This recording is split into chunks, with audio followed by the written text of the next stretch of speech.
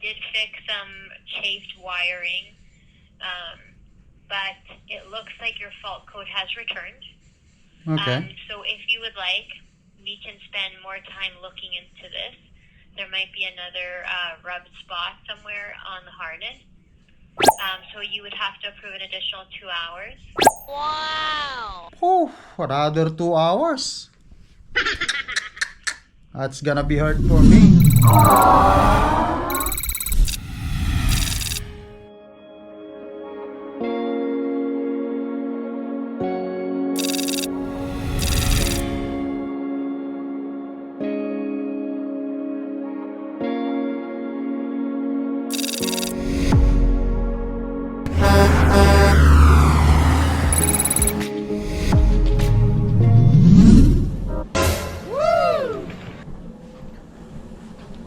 Guys, good morning. Babalik ang Lakay Trucker. So, andito pa rin tayo sa bahay. As you guys can see, si Mrs. nag-cardio. Tapos na rin ako mag-cardio kanina. Naka-shower na rin ako pati.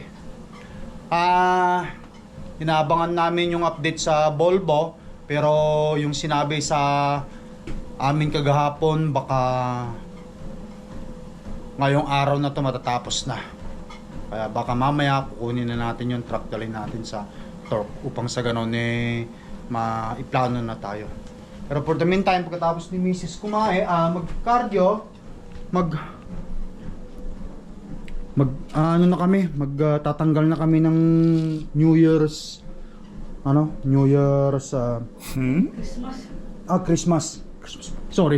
Christmas decoration. Ilalagay na namin sa lagayan namin yun. Itong mga to. Di ba, Han? Yeah. Tayo lang natin si Miss mag-cardio. Ang Lakay Trucker tapos na rin mag-cardio isang oras. Fasted workout, di pa ako kumain. Ang huli kong kain is 3:30 kagahapon. Nung oras na ngayon is 11:43 na. Kakain na ako. Si Miss naman na kasing gumising ngayon. 11:43 na. Yeah! Almost 16 hours. Kulang-kulang 20 hours na rin ako nag-fasting. Pero kakain na ako. Diyan yung mga pagkain niya. Kung ano yung nakalatag dyan. Yan. Tayo lang natin si Miss matapos, guys. At ako'y kakain muna. Yeah! Okay, guys.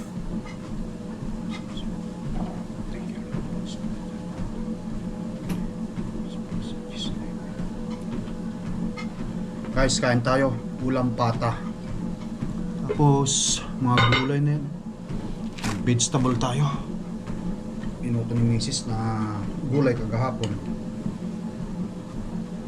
Fiber. Damihan na natin yung gulay. Kain. Han, kain tayo. Sige. Okra.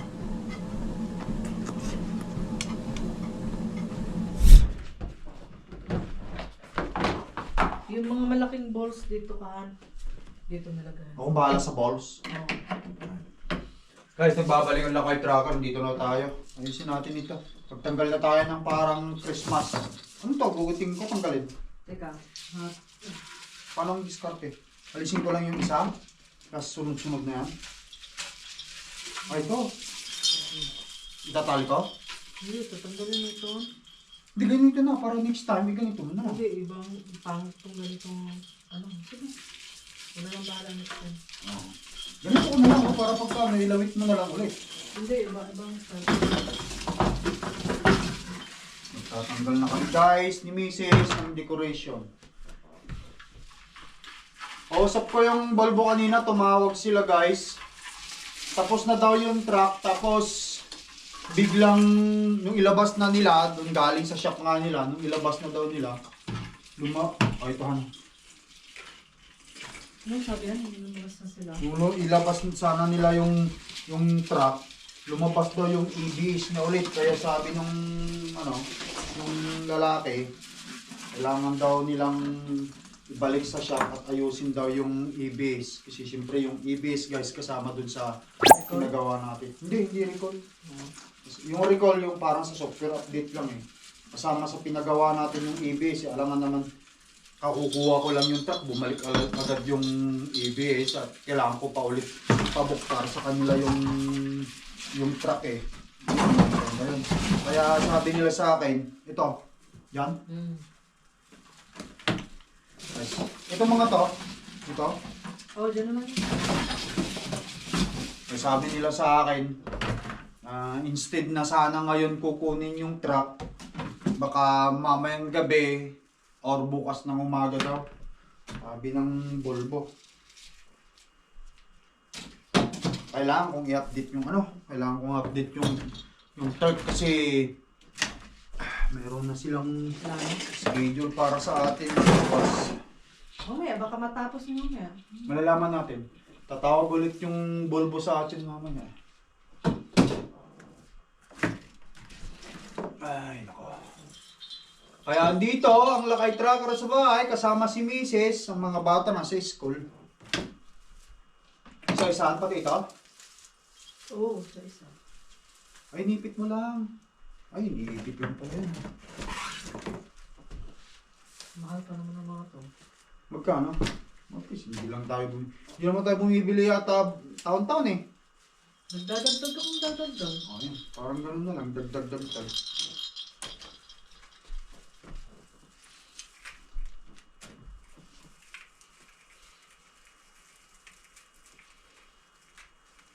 Anong petsa na ba ngayon, Han?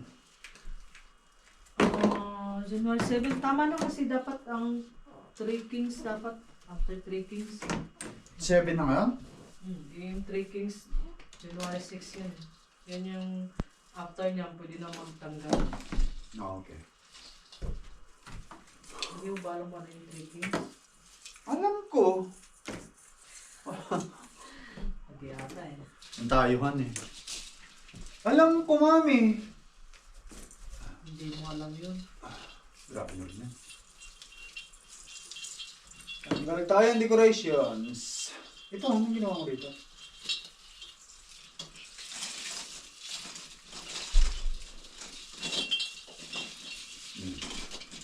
Meron pa rin ano.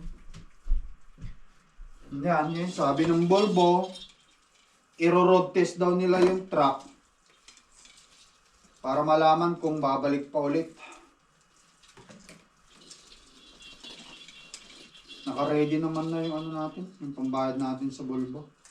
Basta ang estimate nila guys daw ngayon, sabi ng Volvo, estimate nila $6,500. Ewan ko kung ano pang may dadagdag. Ito. Ito, kailangan natin tanggalin ngayon. Oh, ito. Ito, Sa taas, sa taas. Mula sa taas yan. Oo. Ito muna. Ito. Ayan. Yung malaki muna. Oo. Hindi, parang itong maliit muna. Mas maganda. Oh. Sige. Maliit muna. Kaya roll ko. Roll mo dyan. Roll mo dyan. Para diretso mo. Oo. Naka-ready naman na yung pambayad natin guys eh. Gusto ko na rin bumiyahe para makapagsimula tayong maghahanap buhay. Para pagka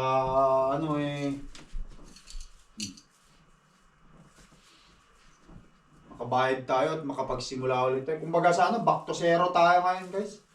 Back to zero tayo. At least hindi na tayo umutang ng malaki. No? Ha?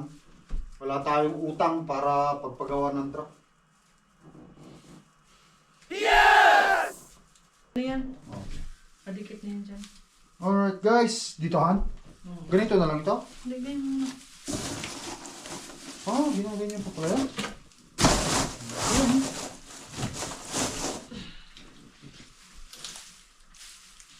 Yan. Kabila. Ilang taon na natin ginagamit ito 4 years na to. 4 na taon na. Kasi naman bumili tayo ng no? Bumili tayo ng taon bumili. Magkano bili mo yan Han?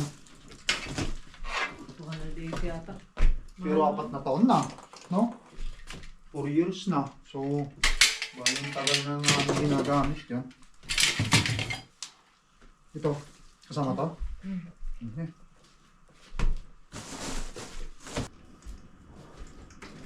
Minsanan ba to o isa-isahin natin? Isa-isahin ha. Isa-isahin din. Saan ko ilalagay ito? Yung mga malakihan dito lang muna Han. Diyan muna sa side. Dito. Oo, sige. Parang hindi masira. Mauna, mapakan natin. Ito mga bola, inisa-isa mo? Oo, isa-isa. Balik, ilagay natin kung saan yung tama yung mga bola.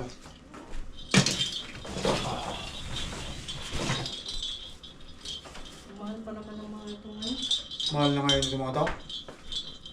Matrabaho rin guys pagka may decoration pa sa bahay. Kababasakhan. Ano, babasag din ba? Oo. Basta lang ito. Ang mahal pa nito. $5 ang isa. $5 pala isa. Oo ah. Kaya pala iniingat-ingatan mo ah. Kaya nga Kaya ang binibili ni Mrs. na ano, pero yung iba na. Pero kung may tatapon nito pwede natin pansapin kung saan. Oo. Doon sa RB pagka nagpunta tayo ron. Ito mga ito, 4 years ago nang nabili ni Mrs. ito. Hindi na kami, ito mga ito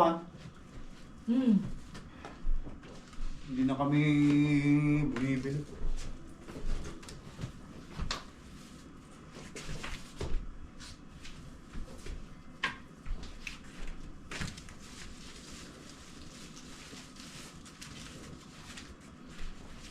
Kaya kapag makahanap tayo ng misis kagaya ni misis ko, walang ibang inisip yun, kundi makakatipid kayo.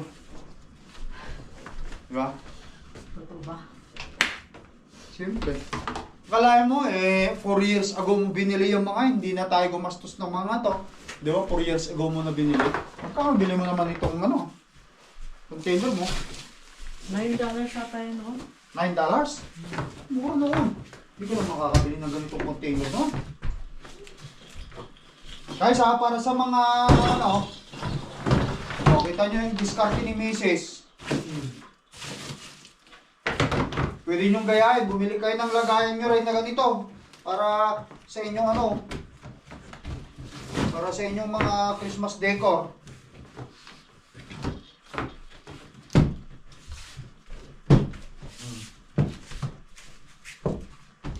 Kasi Christmas decor magagamit pa yan. Oops.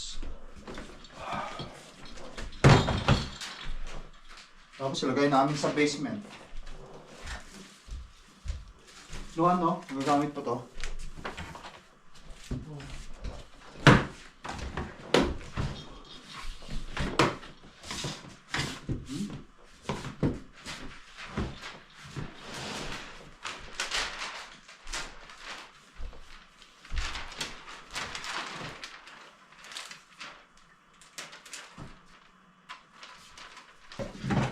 Magkakakunti yun sa akin.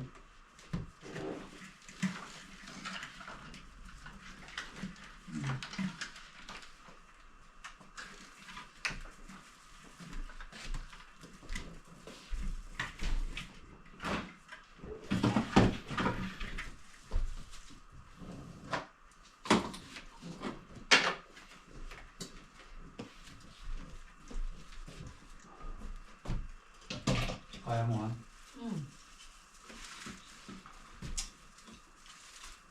Oops. Tandaan ka lang, baka mamaya kung nakasuod ka dyan.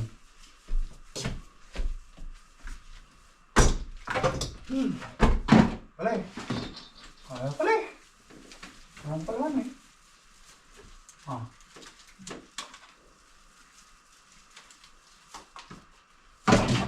Napapasok di pala yan? Oo, mahal yun. Tanggalin doon ba ito? Hindi na. Tanggalin na. Kasi yun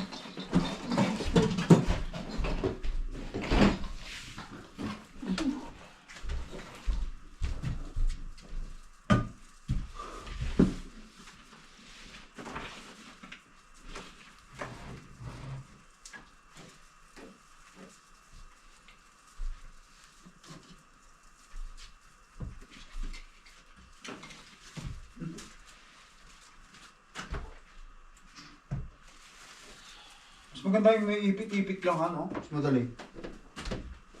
Dati ba may ipit? Ito wala. Merong ipit talaga. Ay, yung silver ang walang ipit.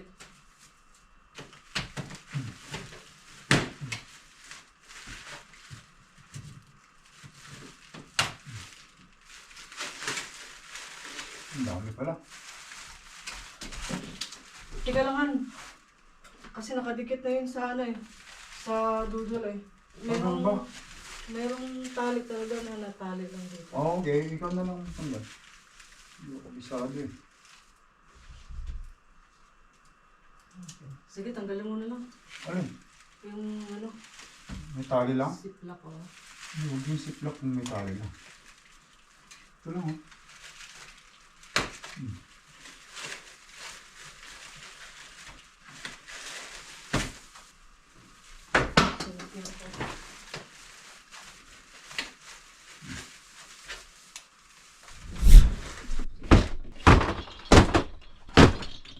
Alright guys, ito yung storage namin dito sa basement. Okay, so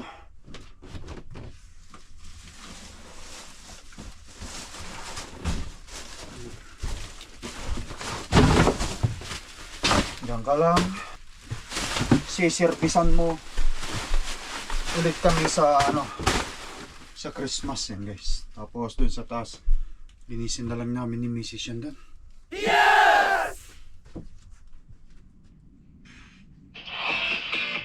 Hello? Hi, Nestor. It's Karen at Beaver. How are you? I'm good. How are you? I'm good, thank you. So we are looking at your ABS fault code. Okay. We did fix some chafed wiring, but it looks like your fault code has returned. Okay. So if you would like, we can spend more time looking into this. There might be another rubbed spot somewhere on the harness. So you would have to approve an additional 2 hours. Wow! Oh, another 2 hours. That's gonna be hard for me. You know? I mean, if you don't want us to look at it, that's absolutely fine. But you already done that before, right? Then I have to expend and then again for another 2 hours. Didn't you have the labor there before already? Do I have what, sorry? I approved that the first time, right? Yes. And then you So you went. only approved an hour. So you've only approved an hour originally, but now we need 2 more hours to further diagnose if you want. If not, we can leave it there. So what happened the first 1 hour that you took? That you done? So it means you did not do anything about it from the first time. Like I mentioned, we fixed the rubbed wiring at the second axle. So we didn't just sit around and do nothing. We fixed your chafed wire within that hour. But your ABS fault code has now returned. If you want us to look into it, then you'll have to approve 2 hours. If not, no. Yeah, that's We will gonna. only bill you the 1 hour that we've spent. So what did you do last time? The first 1 hour? He fixed the rubbed harness at the second axle. Okay, so what is that? Just the labor? You did not do parts? Is there any parts in there No, too? that's Or what? just parts. Sorry, that's just labor, no parts. So right now you're asking for a diagnostic for 2 hours, and if you find out something in there, there's additional labor to work on it. Is that it? Yeah, there might be, but you have to allow us 2 hours to see what else he finds that's causing the ABS light to come on. So your labor is freaking high. You know, it's $200 per hour. Okay, yeah, we'll just leave the ABS light alone then, okay? Yeah, well, yeah, you didn't give me any choice on that one. Your ABS I need to get fixed, but hopefully the first time you already fixed I'm it. giving you a choice right now. Yeah, well, that's why I'm asking you. I'm telling you the first time you're supposed to be done that. I'm not like have a lot of money, you know. We corrected it by fixing the one wire that was rubbed. And he went for a road test. Yeah, he went for a road test and the fault code returned. Why does it need 2 hours to diagnose? I can't keep calling you every half an hour. So that's why if you approve the 2 hours, I don't have to keep calling you. And if we find the failure within that time or less, I will only bill you whatever time used. Sure, Fine. We're gonna sure, leave yeah. it at No, you have to do it. You're already calling me about that. I'm just pretty upset because the first time you did not done the job properly, and then you asking me for another level here. Yeah, you please do it, and please fix my truck so I can start making money, so I can pay my bills to, you know. Okay, sounds good. We'll continue diagnosing. Okay. Hindi na ako masaya sa ginagawa na. Kalahin mo guys, una tapos na. Tapos sasabihin nila, bumalik na naman yung EBS na hindi ko maintindihan. Kung gumagawa lang ba sila dito ng ano rin eh. Malaki-laki na yung bagastusin ko dahil lamang sa EBS ni. Wire lang, diagnose lang nila. I-check lang, siguro plug lang kung ano, abutin daw ng 2 oras. Ang labor pa naman diyan sa ano eh, diyan sa Volvo is $200. Masakit. Stress na nga ako sa paghahanap pandagdag ko sa pambayad eh. Ano, sana matapos na para sa ganun hindi na sila tawag ng tawag. Baka mamaya tatawag niya naman sila ng ano, ng additional extra na gagawin sa truck. Sana hindi naman. Anyway guys, antay lang ako ulit ng update habang nanonood ako ng horror. That was parts and labor. Can you see it again? So I receive what is it? Yeah, ABS sensor and harness. Okay. ABS sensor and ABS harness, but the ABS harness is on the chassis side. Okay. And I did check warranty for both just in case. It doesn't look like you would have a warranty for either of them. Okay, so I spoke with Karen earlier, and then she asked me about the 2 hours of diagnosing. I approved that, and Okay. the 2 hours is done, or hopefully you only took at least 1 hour for that for diagnosing. Give me 1 second here. I can see how long we've got diagnosed into that. Yeah. 1 moment.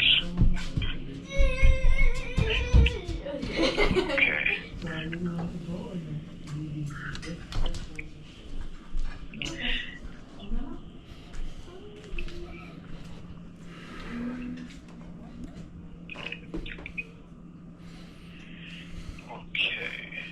So, task 6 clock on 2. Wow. Second.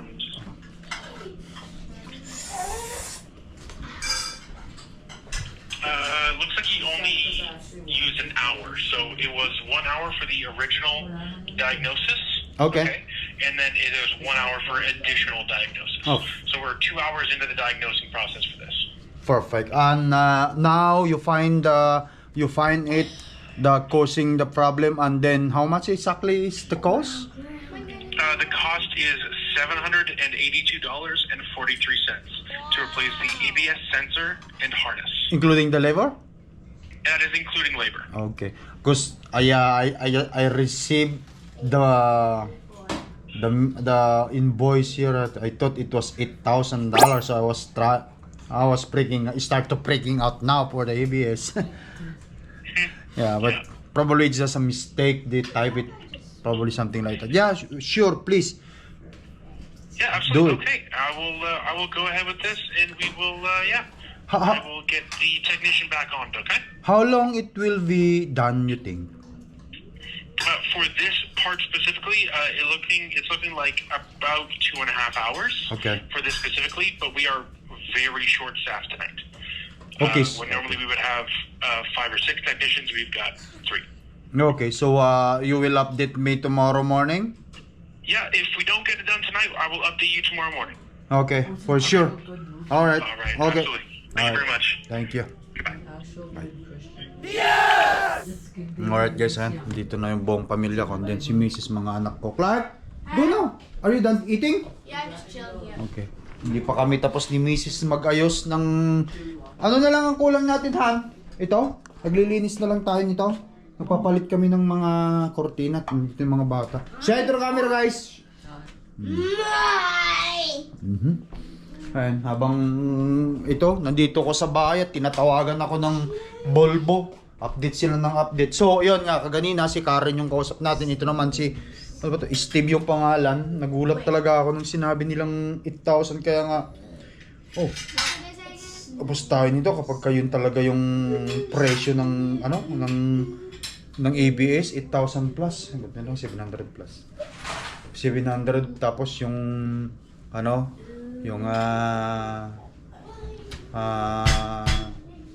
yung mga lahat-lahat na quotation nung nakaraan na 6,000 o 6,500 plus 700 plus taxes pa siguro yan. Papalo na naman tayo sigurado ng ano yan. Ng yung mga nasa 8,000 to 9,000 siguro ito. Kaya kulang na kulang yung pera namin ni Mrs. Kaya maghahanap na naman kami nito kung saan kukunin. Magdadagdag na talaga ako kung saan ako o kaya kakausapin ko ang truck kung magkasabans ako sa kanila doon. Kasi ang pera lang namin ni Mrs. guys is nasa 6,000 lang eh.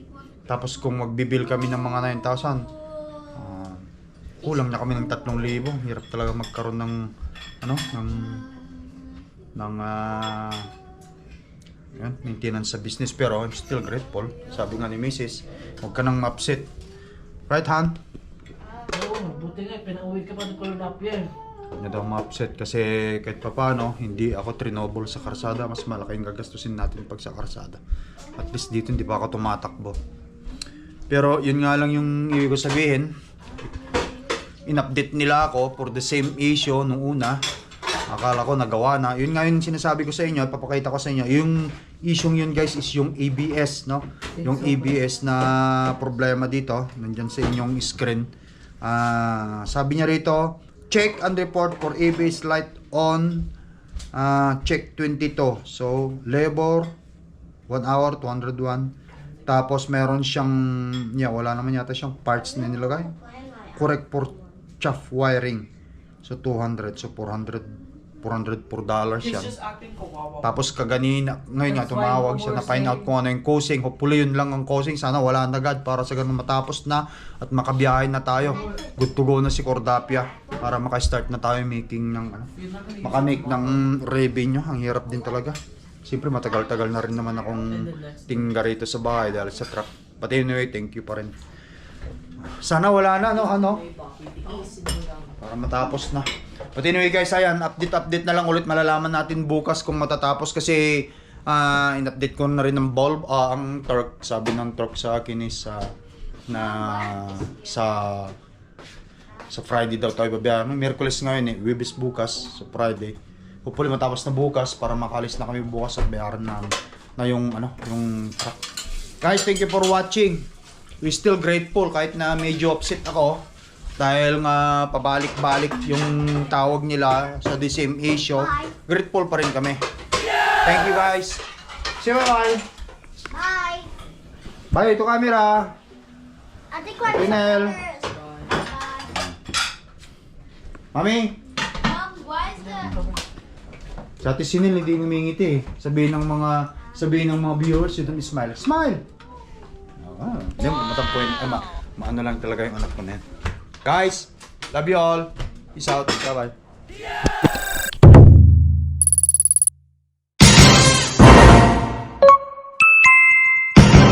Lakay Tracker.